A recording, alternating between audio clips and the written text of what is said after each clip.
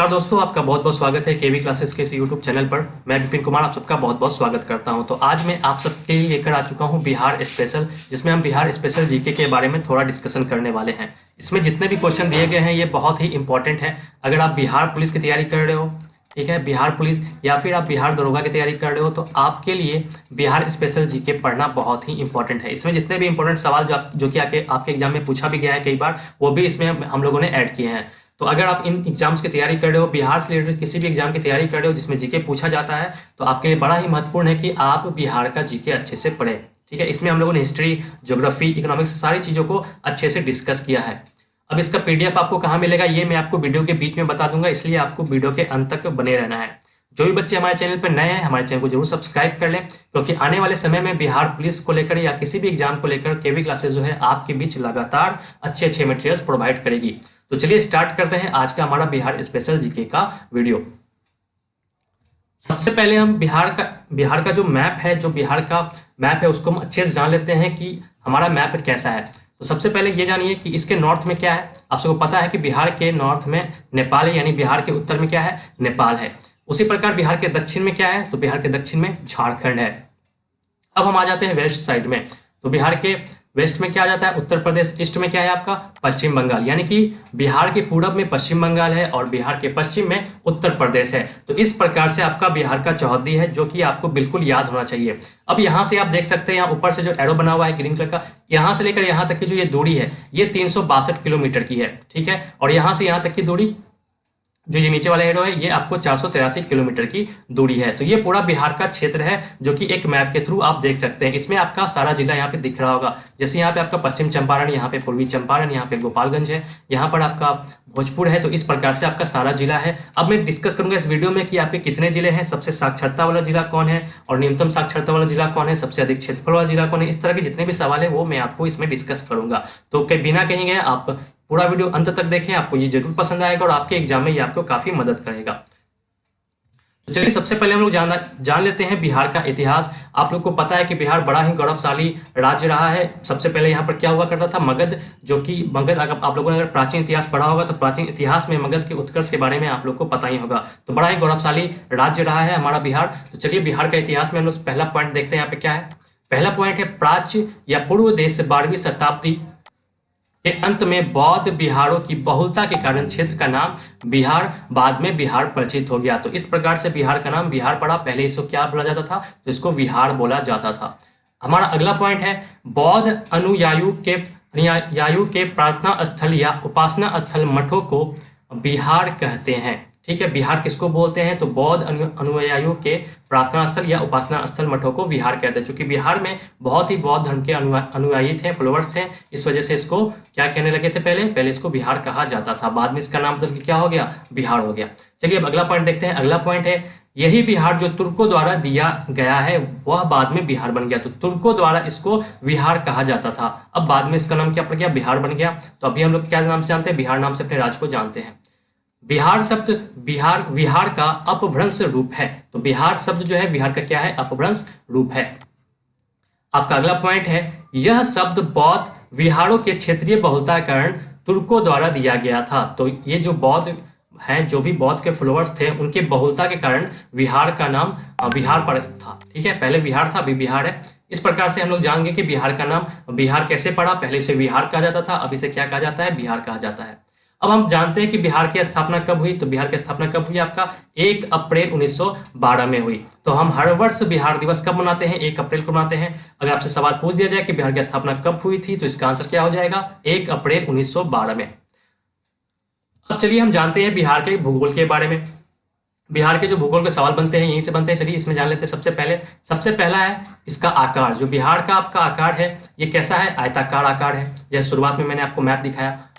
अगला पॉइंट है राज्य का कुल क्षेत्रफल। तो राज्य का कुल क्षेत्रफल है आपका कितना, 94,163 वर्ग किलोमीटर। ठीक है, वर्ग किलोमीटर, ये आपका कुल क्षेत्रफल है। अगला पॉइंट आता है ग्रामीण क्षेत्र। अब इतने क्षेत्रफल में ग्रामीण क्षेत्र कितने हैं, तो आपके ग्रामीण क्षेत्र है 92,257.51 51। ठीक है, वर्ग किलोमीटर 92,257.51 वर्ग किलोमीटर, ये आपका क्या है, ग्रामीण क्षेत्र है। अगला पॉइंट है क्षेत्रफल की दृष्टि से बिहार का क्षेत्रफल की दृष्टि से बिहार का 13वां सबसे बड़ा राज्य है। मतलब क्षेत्रफल की दृष्टि से बिहार भारत का सबसे बड़ा राज्य है। ठीक है, क्षेत्रफल की दृष्टि से बिहार कौनवें नंबर पे है? तो 13वें नंबर पे है। इसको भी आपको याद रखना है। अगला सवाल है अगला पॉइंट है भारत के कुल क्षेत्रफल का 2.86% है। मतलब भारत का जो टोटल क्षेत्रफल है उसका कितना है ये बिहार का क्षेत्रफल? तो 2.86% है। अब हम आते हैं क्षेत्रफल की दृष्टि में बिहार का सबसे बड़ा जिला कौन है? तो सबसे बड़ा जिला कौन है? पश्चिम चंपारण। इसको याद रखना है, बहुत ही इंपॉर्टेंट सवाल है ये। आपके बिहार पुलिस के एग्जाम में कई बार पूछा भी गया है। क्षेत्रफल की दृष्टि में बिहार का सबसे बड़ा जिला कौन है? तो कौन है ये आपका? पश्चिम चंपारण है। अगला सवाल है, अगला पॉइंट है आपका पश्चिम चंपारण, जिसका क्षेत्रफल, अब पश्चिम चंपारण का क्षेत्रफल कितना है, जो कि बहुत बड़ा जिला है बिहार का, उसका क्षेत्रफल कितना है? तो इसका क्षेत्रफल है आपका 5228 किलोमीटर स्क्वायर। ठीक है, इसको आपको याद रखना है कि इसका क्षेत्रफल कितना है? तो 5228 किलोमीटर। अगला पॉइंट है क्षेत्रफल की दृष्टि में बिहार का सबसे छोटा जिला कौन है? तो सबसे छोटा जिला कौन है आपका? सबसे छोटा जिला है आपका शिवहर। ये आपकी क्षेत्रफल की दृष्टि से मैं बता रहा हूँ, क्षेत्रफल की दृष्टि से बिहार का सबसे छोटा जिला कौन है? तो शिवहर है। तो ऐसे सवाल आपको बिल्कुल याद रखने हैं कि क्षेत्रफल की दृष्टि में बिहार का सबसे बड़ा जिला कौन है और क्षेत्रफल की दृष्टि में बिहार का सबसे छोटा जिला कौन है। तो बड़ा और छोटा जिला आपको बिल्कुल याद रखना है, इससे कई बार सवाल पूछा भी गया है। अब हम आ जाते हैं बिहार के जिलों के बारे में। आप जान लेते हैं बिहार के जिलों के बारे में थोड़ा बहुत। बिहार भारत का प्रशासनिक राज्य है, ये तो आप सबको पता ही होगा। बिहार भारत का प्रशासनिक राज्य है। अगला पॉइंट है कि बिहार की राजधानी क्या है? तो पटना है। बिहार की राजधानी पटना है। अब बिहार में कुल कितने जिले हैं? तो बिहार में कुल कितने जिले हैं? 38 जिले हैं बिहार में। बिल्कुल याद रखना है आपको, बिहार में कुल कितने जिले हैं? तो बिहार में 38 जिले हैं। अगला पॉइंट है जो 9 प्रमंडलों में बटे हुए, ये जो 38 जिले हैं ये कितने प्रमंडलों में बटे हुए हैं? तो 9 प्रमंडलों में बटे हुए हैं। अब अगला पॉइंट जो है आपका, इसमें कहा जा रहा है कि बिहार का नया जिला अरवल है। ठीक है, बिहार का नया जिला कौन है? अरवल है, जो कि अगस्त 2009 में किससे अलग हो गया था? जहानाबाद से अलग होकर अरवल जिला बना था। तो आपसे अगर सवाल पूछ दिया जाए कि बिहार का नया जिला कौन है, तो आप क्या बताइएगा? अरवल है। अगर ये पूछ दिया जाए कि ये किससे अलग हुआ था, तो ये जहानाबाद से अलग हुआ था। ठीक है, तो इस तरह के सवाल आपके बन सकते हैं बिहार के जिले में। हमारा अगला आता है बिहार के वन क्षेत्र। जैसा कि आप लोगों को पता है कि इससे भी बहुत अच्छे से सवाल पूछे जाते हैं आपके बिहार पुलिस के एग्जाम में या फिर बिहार दरोगा के एग्जाम में, तो आपको बिल्कुल इसको याद रख लेना है। अब पहला पॉइंट यहाँ पर क्या है? पहला पॉइंट है बिहार में वन क्षेत्र प्रतिशत, यानी बिहार में वन क्षेत्र पद कितना प्रतिशत है? तो कितना प्रतिशत है आपका? 7.74%। अगर मैं किलोमीटर में चेंज करूँ तो ये कितना हो जाएगा आपका? 6845 किलोमीटर स्क्वायर। तो बिहार में वन क्षेत्र प्रतिशत कितना है? 7.74% है। आपका अगला पॉइंट क्या है? अगला पॉइंट है बिहार में सर्वाधिक वन क्षेत्र वाला जिला कौन है? तो कौन है आपका? आपका कौन सा है? कैमूर है। इसको बिल्कुल याद रखना है, बिहार में सर्वाधिक वन क्षेत्र वाला जिला कौन है? तो आपका कैमूर है। अगला है बिहार में न्यूनतम वन क्षेत्र वाला जिला कौन सा है? तो शिवहर और शेखपुरा। ये क्या है? तो ये न्यूनतम वन क्षेत्र वाला जिला है। ठीक है, शिवहर और शेखपुरा बिल्कुल आपको याद रखना है। अब आते हैं बिहार में वनों के प्रकार। तो ये आपका अगला पॉइंट क्या है? बिहार में वनों के प्रकार। कितने प्रकार के वन होते हैं? 2 प्रकार के। कौन कौन से? तो आर्द्र पर्णपाती वन, दूसरा है शुष्क पर्णपाती वन। तो 2 प्रकार के वन होते हैं बिहार में, जिसको आपको याद रखना है, आर्द्र पर्णपाती वन और शुष्क पर्णपाती वन। दोनों काफी इंपॉर्टेंट है। अब हम आ जाते हैं बिहार की जलवायु पर। बिहार की जलवायु का मतलब, अगर आपसे पूछा जाए कि बिहार का सबसे गर्म जिला कौन है, तो इसका जवाब क्या दीजिएगा आप? इसका जवाब दीजिएगा गया। अगला पॉइंट है कि 5 सबसे ठंडा जिला, मतलब सबसे ठंडा जिला कौन हो जाएगा? तो ये भी क्या हो जाएगा? गया ही हो जाएगा। अब अगला पॉइंट है जलवायु। तो यहाँ की जलवायु कैसी है बिहार की? तो मानसूनी जलवायु है। अगला पॉइंट है राज्य का औसत तापमान ग्रीष्म ऋतु में 35 से 45 डिग्री सेल्सियस होता है। ठीक है, तो आपको इसको याद रखना है कि राज्य का औसत तापमान कितना है ग्रीष्म ऋतु में? तो 35 से 45 डिग्री सेल्सियस। चलिए अगला पॉइंट देखते हैं। अगला पॉइंट है शीत ऋतु में 5 से 15 डिग्री सेल्सियस होता है। अब बिहार का जो तापमान है शीत ऋतु में कितना होता है? 5 से 15 डिग्री सेल्सियस। अब वर्षा औसतन पे आते हैं। तो वर्षा औसतन की बात करें तो ये कितना है? 112 सेंटीमीटर है। अगला है कि सबसे अधिक वर्षा कहाँ होता है? बिहार में सबसे अधिक वर्षा कहाँ होता है? तो ये कहाँ होता है? किशनगंज में होता है। इसको बिल्कुल याद रखना है आपको, बिहार में सबसे अधिक वर्षा किशनगंज में होता है। चलिए, ये था बिहार का जलवायु।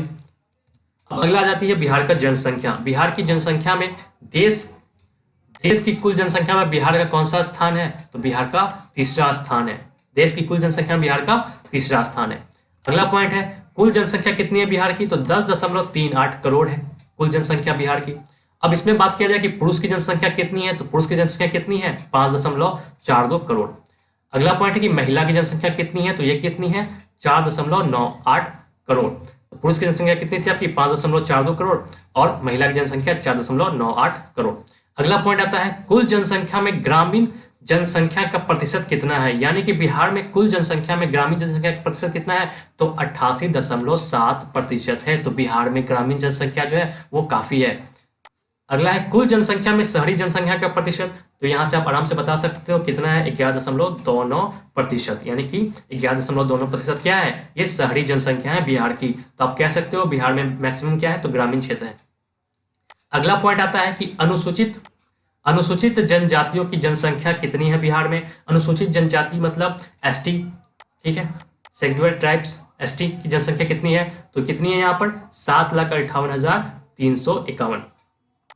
तो ये आपकी जनसंख्या है अनुसूचित जनजातियों की।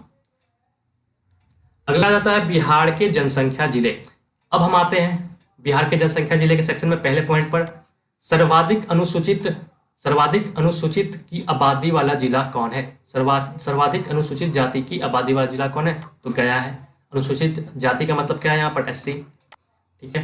अगला पॉइंट आता है न्यूनतम अनुसूचित जाति की आबादी वाला जिला कौन है, तो ये कौन सा है आपका, किशनगंज। तो आपको याद रखना है बिल्कुल। अगला पॉइंट है सर्वाधिक अनुसूचित जनजाति की आबादी वाला जिला कौन है, तो ये कौन है आपका, कटिहार। अगला पॉइंट है न्यूनतम अनुसूचित जनजाति की आबादी वाला जिला, तो ये आपका क्या है, शिवहर है। तो ये बिल्कुल जीके है, बिल्कुल आपको इसको याद रख लेना है, काफी इंपॉर्टेंट है। इसमें कुछ समझाने के लायक तो है नहीं, समझाने के टाइप का, तो इसलिए मैं इसको डायरेक्ट आपको बता रहा हूँ, इसको आपको बिल्कुल याद कर लेना है। अगला है कि जनसंख्या की दृष्टि से सर्वाधिक बड़ा जिला कौन है, तो ये कौन है आपका, पटना है। अगला पॉइंट आता है आपका कि जनसंख्या की दृष्टि से सर्वाधिक छोटा जिला कौन है, तो ये कौन है आपका, शेखपुरा है। बिल्कुल आपको याद रखना है, ये सारी चीजें काफी इंपॉर्टेंट चीजें हैं। अब हम आ जाते हैं बिहार की जनसंख्या घनत्व पे। अब हम जानते हैं जनसंख्या घनत्व, पहला पॉइंट यही आता है कि जनसंख्या घनत्व कितनी है बिहार की, तो ये कितनी है 1106, यानी 1106 व्यक्ति प्रति वर्ग किलोमीटर है। अगला पॉइंट है जनसंख्या घनत्व की दृष्टि से बिहार का भारतीय राज्यों में स्थान, तो ये कौन सा स्थान पे, प्रथम स्थान पे जनसंख्या घनत्व की दृष्टि से। अगला पॉइंट है सर्वाधिक जनसंख्या घनत्व वाला जिला, तो सर्वाधिक जनसंख्या घनत्व वाला जिला कौन सा है आपका, शिवहर है। अगला पॉइंट आता है न्यूनतम जनसंख्या घनत्व वाला जिला कौन है, तो कैमूर है। तो यहाँ पे क्या है आपका 488 व्यक्ति प्रति वर्ग किलोमीटर है, ठीक है। यहाँ पर आपको 1880 व्यक्ति प्रति वर्ग किलोमीटर है। तो ये आपके घनत्व थे। आते हैं अब अगले सेक्शन पे। अब हम जानेंगे बिहार में लिंगानुपात की दर, ठीक है। अब पहला आता है पॉइंट आपका लिंगानुपात कितना है बिहार में, तो ये कितना है 918/1000। अगला पॉइंट आता है बच्चों का लिंगानुपात कितना है, तो 935/1000। अगला पॉइंट है लिंग अनुपात की दृष्टि से भारत के राज्यों में क्रम, तो भारत में राज्यों के क्रम में ये कितने स्थान पे है, 24वें स्थान पे लिंग अनुपात के क्रम में। अगला है सर्वाधिक लिंगानुपात वाला जिला, तो कौन सा है, गोपालगंज है, जो कि सर्वाधिक लिंगानुपात वाला जिला है। अगला है न्यूनतम लिंगानुपात वाला जिला कौन है, तो ये कौन सा है आपका, मुंगेर है। तो इस प्रकार से लिंगानुपात की दर जो है बिहार में, वो मैंने आपको इंपॉर्टेंट जो सवाल था वो मैंने आपको बता दिया, आपको इसको बिल्कुल याद कर लेना है। अब हम आते हैं बिहार में साक्षरता दर, ठीक है। बिहार में साक्षरता दर का पहला पॉइंट क्या है कि बिहार की कुल साक्षरता दर कितनी है, तो कितनी है 61.80% है। पुरुष की साक्षरता दर कितनी है, तो 71.20% साक्षरता दर है। तीसरा पॉइंट है महिला साक्षरता दर कितनी है बिहार की, तो 91.5%, 51.5% है, ठीक है। अगला पॉइंट है साक्षरता की दृष्टि से भारत के राज्यों में क्रम, तो भारत के राज्यों में साक्षरता की दृष्टि से क्रम बिहार का कितना है, तो 28वां है। अगला पॉइंट है सर्वाधिक साक्षरता दर बल जिला, तो ये कौन सा है, रोहतास है। सॉरी दर वाला जिला, यहाँ पर वाला होगा, सर्वाधिक साक्षरता दर वाला जिला, तो ये कौन सा है, रोहतास है। अगला पॉइंट है न्यूनतम साक्षरता दर वाला जिला, तो ये कौन सा है आपका, पूर्णिया है। अगला पॉइंट है सर्वाधिक पुरुष साक्षरता दर वाला जिला, तो ये कौन सा है आपका, ये आपका रोहतास है। आपका अगला पॉइंट है यहाँ पर सर्वाधिक महिला साक्षरता दर वाला जिला, तो ये कौन है आपका, ये भी रोहतास ही हो जाएगा। देखिए यहाँ पर रोहतास 2 जगह पर आ चुका है, 3 जगह पर रोहतास आ चुका है, ठीक है। तो बहुत इंपॉर्टेंट, इसमें कंफ्यूजन क्रिएट हो सकता है, तो आपको बिल्कुल इसको अच्छे से याद करना होगा। अगला पॉइंट है न्यूनतम पुरुष साक्षरता दर वाला जिला कौन सा है, तो ये कौन सा है, पूर्णिया है। अगला सवाल है न्यूनतम महिला साक्षरता दर वाला जिला कौन सा है, तो ये कौन सा है आपका सहरसा है। तो इस प्रकार से बिहार में साक्षरता दर के सारे क्वेश्चन जो बनते हैं आपके वो मैंने आपको बता दिए हैं, आपको बिल्कुल इसको याद कर लेना है। चलिए अब जान लेते हैं कुछ राजनीतिक परिचय, यानी कि सबसे पहले हम जानते हैं कि अभी बिहार के राज्यपाल कौन है। तो बिहार के राज्यपाल या गवर्नर कौन है, तो आप सबको पता होना चाहिए, फागू चौहान जी हैं अभी राज्यपाल। अगला पॉइंट है यहाँ के मुख्यमंत्री कौन है, तो नीतीश कुमार है जो कि 22वें मुख्यमंत्री हैं। मुख्य न्यायाधीश बिहार के कौन है, तो संजय करोल हैं बिहार के मुख्य न्यायाधीश। अगला सवाल है विधानसभा अध्यक्ष कौन है बिहार के, तो कौन है आपके विजय कुमार चौधरी। अगला पॉइंट है विधानसभा परिषद के सभापति कौन है, माननीय सर वाल्टन मोड़े हैं। अगला पॉइंट है बिहार के महाधिवक्ता कौन है, तो ललित किशोर है। तो बिहार के महाधिवक्ता कौन है, ललित किशोर हैं। अगला पॉइंट है राज्य के मुख्य चुनाव आयुक्त कौन है, तो सुनील अरोड़ा जी हैं। इसको बिल्कुल आपको याद रखना है, ठीक है, स्टार मार्क कर लीजिएगा। राज्य के मुख्य चुनाव आयुक्त कौन है, तो सुनील अरोड़ा है। आपका अगला पॉइंट है मुख्य सूचना आयुक्त कौन है, तो अंजनी कुमार सिंह है।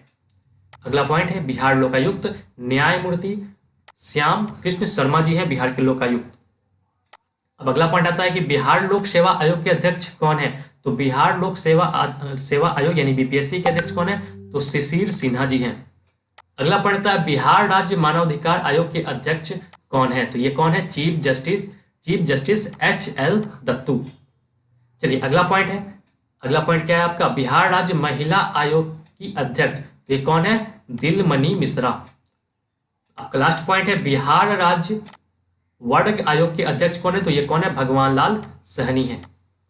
चलिए ये तो राजनीतिक परिचय था जिसमें मैंने आपको राज्यपाल से लेकर बिहार राज्य पिछड़ा वर्ग आयोग के अध्यक्ष तक के सारे लोगों के नाम बता दिए। इसको आपको बिल्कुल याद रखना है क्योंकि इससे भी बहुत अच्छे से सवाल आते हैं। अब हम जानते हैं विधानसभा सदस्यता के बारे में, ठीक है, विधानसभा सदस्यता के बारे में थोड़ा बहुत जानते हैं। पहला पॉइंट है कि लोकसभा सदस्यों की संख्या कितनी है, तो 40 है। अगला पॉइंट है लोकसभा में अनुसूचित जाति की आरक्षित सीटें कितनी है, तो ये कितनी है, 6 है। कौन कौन, गोपालगंज, हाजीपुर, समस्तीपुर, जमुई, गया तथा सासाराम, तो ये आरक्षित सीटें हैं। चलिए नेक्स्ट पॉइंट है राज्यसभा में सदस्यों की संख्या कितनी है, तो कितनी है आपकी, 16। दूसरा है विधानसभा में सदस्यों की संख्या कितनी है, 243 है, ठीक है, विधानसभा में सदस्यों की संख्या कितनी है, तो 243 है। अगला पॉइंट आता है बिहार में प्रमंडलों की संख्या कितनी है, तो बिहार में जैसे कि मैंने बताया था कुछ देर पहले ही, प्रमंडलों की संख्या कितनी है, 9 है। 38 जिले हैं जिसको 9 प्रमंडलों में बांट दिया गया है। तो पहला तो आपका पटना आ जाता है जो कि महानगर है, उसके बाद आ जाता है मगध, सारण, तिरहुत, कोसी, दरभंगा, पूर्णिया, भागलपुर और मुंगेर। तो इस प्रकार से 9 प्रमंडल में बांट दिया गया है। अब आते हैं अनुमंडलों की संख्या। बिहार में अनुमंडलों की संख्या कितनी है, तो 101 है। बिहार में अनुमंडलों की संख्या 101 है और प्रखंडों की संख्या 534 है। तो इस प्रकार से इन चीजों को आपको बिल्कुल याद रखना है। नेक्स्ट पॉइंट है विधानसभा में अनुसूचित जाति के लिए आरक्षित सीटें कितनी है, तो 38 है, राइट। नेक्स्ट पॉइंट है विधानसभा में अनुसूचित जनजाति के लिए आरक्षित सीटें कितनी है, तो यहाँ पे 2 हो जाएगा, कटोरियान एवं मनिहारी। विधानसभा में अनुसूचित जनजाति का जब हम एसटी की बात करते हैं, ठीक है, के लिए आरक्षित सीटें कितनी है, तो 2 है, बिल्कुल आपको याद रखना है। चलिए अगला पॉइंट पे आते हैं विधान परिषद सदस्यों की संख्या तो कितनी है, 75 है। विधान परिषद सदस्यों की संख्या पूछी जाएगी तो कितने बोलोगे आप, 75। चुनाव चरण ये तो 5 हो जाएगा। अब देखिए बिहार में राष्ट्रपति शासन 8 बार लागू हुआ है। इसको आपको याद रखना है कि अगर आपसे पूछ दिया गया एग्जाम में कि बिहार में राष्ट्रपति शासन कितनी बार लागू हुआ है, तो इसका आंसर कितना करोगे आप, 8 बार, बिल्कुल याद रखना है। अब चलिए बिहार में कुछ विशेष चीजों को जानते हैं, जैसे कि उच्च न्यायालय कहाँ पर है बिहार में, पटना में। अब बिहार की राजकीय भाषा कौन सी है, तो हिंदी है। द्वितीय राजकीय भाषा कौन सी है, तो कौन सी है आपकी, उर्दू है। अगला पॉइंट है अन्य भाषाओं, अगर अन्य भाषा की यहाँ बात की जाती है तो यहाँ पे क्या क्या बोली जाती है, बिहार में अंगिका बोली जाती है, बच्चिका बोली जाती है, भोजपुरी, मगही और मैथिली बोली जाती है। चलिए अगला पॉइंट है राजकीय पशु, तो ये कौन सा है आपका, बैल है। राजकीय पक्षी गौरैया है, ठीक है। राजकीय पुष्प गेंदा हो जाएगा आपका। राजकीय वृक्ष पीपल। राजकीय चिन्ह पीपल वृक्ष। राजकीय मछली कौन सी हो जाएगी, मांगुर हो जाएगी। राज्य का महापर्व तो छठ। राज्य दिवस कब मनाया जाता है, तो ये क्या हो जाएगा, 22 मार्च हो जाएगा। अब आ जाता है प्रमुख मेला, तो सोनपुर का मेला जो कि बहुत बड़ा पशु मेला है, ये आपको बिल्कुल याद रखना है, आपको याद ही होगा। अब हम लोग जान लेते हैं बिहार के प्रमुख फसलें तथा उत्पाद क्षेत्र। अब हम जानते हैं कि चावल और धान जो कि बिहार में बहुत ही प्रमुख फसल है, ये कहाँ कहाँ पे मिल जाएंगे आपको, कहाँ कहाँ से उगाए जाते हैं, इसके उत्पाद क्षेत्र कहाँ पर है, ये आपके पश्चिम चंपारण, पूर्वी चंपारण और मुजफ्फरपुर में है। अगला पॉइंट है गेहूं, तो गेहूं का जो उत्पादक क्षेत्र कहाँ कहाँ है, दरभंगा है, गया है और रोहतास है। तीसरा पॉइंट है मक्का। तो मक्का कहाँ कहाँ से उगाया जाता है? सारण से, मुजफ्फरपुर से और मुंगेर से। और अगला आता है आपका जौ। तो जौ आपका चंपारण, सहरसा और पूर्णिया से उत्पादन क्षेत्र है इसका, और वहां से उगाया जाता है। अगला आ जाता है आपका बाजरा, जो कि पटना, मुंगेर और गया से उगाया जाता है। तीसरा है तिल, जिसका उत्पादन क्षेत्र है चंपारण और शाहाबाद। अगला आ जाता है आपका अरहर, जो कि दरभंगा, मुजफ्फरपुर और मुंगेर से क्या किया जाता है? उत्पादित किया जाता है, उत्पादन क्षेत्र है इसका। अगला आ जाता है आपका चना, जो कि भोजपुर, बक्सर और गया से उगाया जाता है। अगला है आपका मसूर, जो कि पटना, चंपारण और गया से। गन्ना, गन्ना की बात करें चंपारण, सारण और मुजफ्फरपुर से। अगला है जूट, जो कि पूर्णिया एवं कटिहार से। और उसके बाद आता है तंबाकू, जो कि दरभंगा, मुजफ्फरपुर और मुंगेर से उगाया जाता है, जो कि उसका उत्पादन क्षेत्र है। और आखिरी में आपका क्या आ जाता है? आलू। आलू कहाँ कहाँ से आपका उत्पादन क्षेत्र क्या है आलू का? पटना, नालंदा और सारण। तो इस प्रकार से बड़ा ही महत्वपूर्ण है ये फसल और उनका उत्पादन क्षेत्र, जिसको आपको बिल्कुल याद कर लेना है। अगला आता है बिहार में खनिज संसाधन। खनिज संसाधन की बात करें, सबसे पहले आपका आता है पाइराइट, जो कि कहाँ से प्राप्त हो जाते हैं? आपको आमचोड़ एवं बंजारी से, जो कि रोहतास में है। अगला है बॉक्साइट, जो कि खड़गपुर, मुंगेर, बाजारी, रोहतास से प्राप्त होते हैं। अगला है आपका टीन, तो ये देवराज एवं कर्कखंड, जो कि गया में है। ग्रेफाइट, ग्रेफाइट सिमुलतला, मुंगेर से। उसके बाद आया अभक्ड़, जो कि गया, नवादा, जमुई और बांका से आपको प्राप्त हो जाते हैं। उसके बाद सेल खड़ी, जो कि गया, मुंगेर और नवादा से प्राप्त होते हैं। उसके बाद चीनी मिट्टी, जो कि Munger, Bhagalpur. Granite, Munger. Dolomite, Rohtas. Uranium, गया और नवादा से। सोडा, सारण, गोपालगंज, सीवान, वैशाली और मुजफ्फरपुर से। और उसके बाद सोना, जो कि पश्चिम चंपारण से प्राप्त होते थे। तो इस प्रकार से बिहार में जितने भी खनिज संसाधन है, ये कहाँ कहाँ से प्राप्त होते हैं, ये मैंने आपको बता दिया है। अब हम जानते हैं जल प्रपात के बारे में। ठीक है, सबसे पहले हम लोग जानेंगे ककोलत के बारे में। तो पहला पॉइंट है ककोलत जलप्रपात जिस पहाड़ी पर बसा है उस पहाड़ी का नाम क्या है? उस पहाड़ी का नाम भी ककोलत ही है। तो ककोलत जलप्रपात जिस पहाड़ी पर बसा है उस पहाड़ी का नाम अगर आपसे पूछ दिया जाए तो वो सेम ही नाम है, ककोलत ही उसका नाम हो जाएगा। ठीक है, तो इस जलप्रपात की ऊंचाई कितनी है? तो 160 फुट है। ठीक है, अगले हम आ जाते हैं दुर्गावती नदी पर। इस दुर्गावती नदी का पहला पॉइंट है जिसे दुर्गाती या दुर्गौती भी कहा जाता है और दुर्गावती के रूप में लिखा जाता है, जो भारत के बिहार राज्य के कैमूर जिले में बहती है। तो अगर आपसे सवाल पूछा जाता है कि दुर्गावती नदी कहाँ से बहती है, तो ये कैमूर जिले से बहती है। दुर्गावती का जो और भी नाम है दुर्गाती और दुर्गोती, ये भी कहा जाता है, इसको भी बिल्कुल याद रखना है। अगला पॉइंट है दुर्गावती प्रपात रोहतास पठार के क्षेत्र पर स्थित 80 मीटर ऊंचा जलप्रपात है। तो ये कितने मीटर ऊंचा है? 80 मीटर। इसको अगर फीट में चेंज किया जाए तो दोस्तों कितना हो जाएगा? 260 फीट हो जाएगा। इसकी ऊंचाई कितनी हो जाएगी? 260 फीट।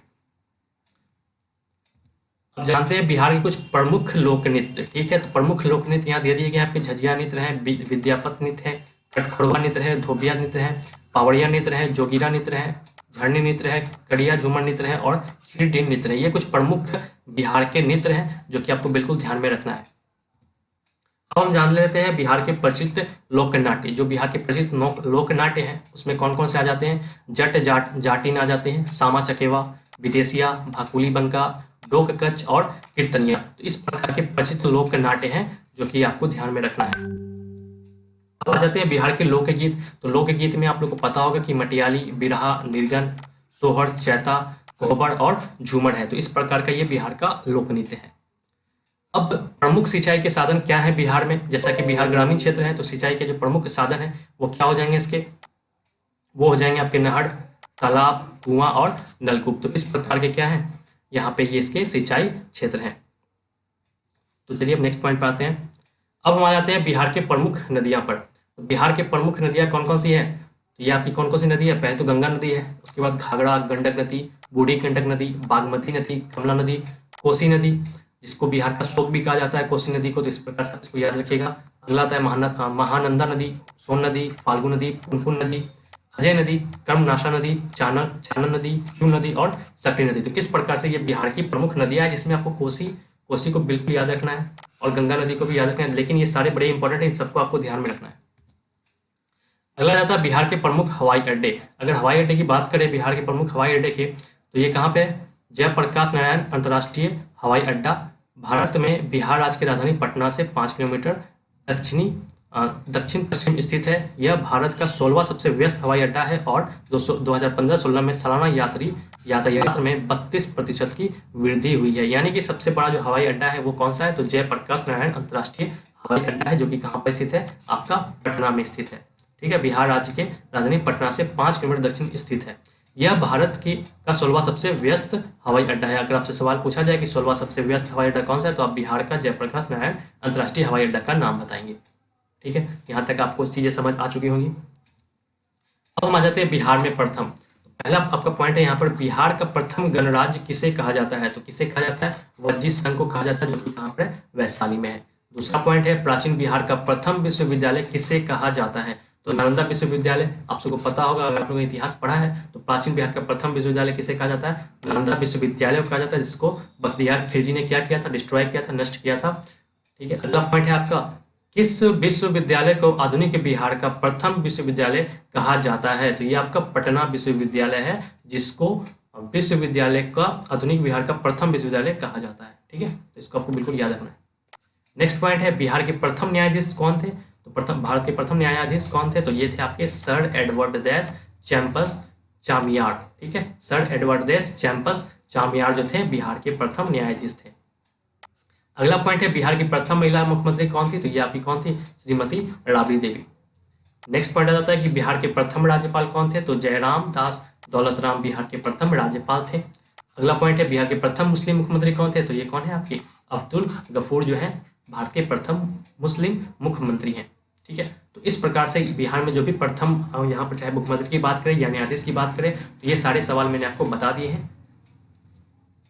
ठीक है, इसके अलावा और भी कुछ है जो बिहार के, अगर आपसे ये पूछा जाए कि बिहार के प्रथम हरिजन मुख्यमंत्री कौन थे, तो ये कौन थे आपके भील पासवान शास्त्री जी थे। ठीक है, नेक्स्ट पॉइंट है कि बिहार के प्रथम व्यक्ति जिन्होंने अशोक चक्र प्राप्त किया था, तो ये कौन थे आपके रणधीर वर्मा थे। नेक्स्ट पॉइंट है कि बिहार में किस वर्ष प्रथम चीनी मिल लगाई गई थी, तो वर्ष 1904 में चीनी मिल लगाई गई थी। नेक्स्ट पॉइंट है आपका कि बिहार के किस स्थान पर पहली चीनी मिल स्थापित की गई थी, तो वह स्थान का नाम क्या था, मढ़ौरा था।